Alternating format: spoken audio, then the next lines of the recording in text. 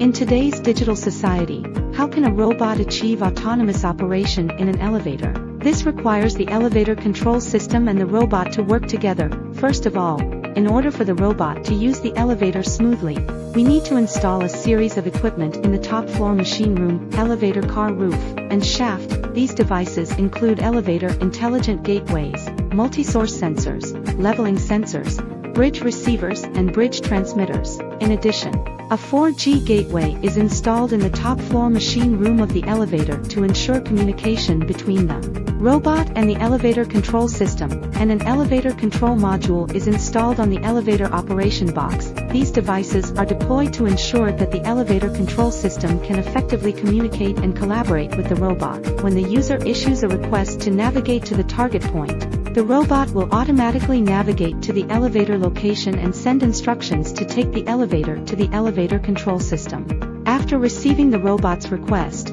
the elevator control system simulates manually pressing the elevator button to notify the elevator to come.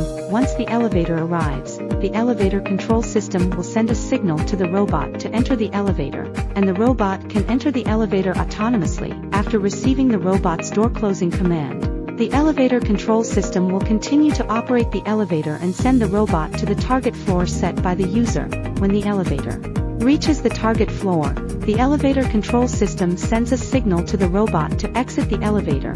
After completing the elevator task, the robot will switch to the map of the target floor and continue to navigate to the target point set by the user. This process allows robots to use elevators autonomously and safely, providing more convenience for automated life in the digital age.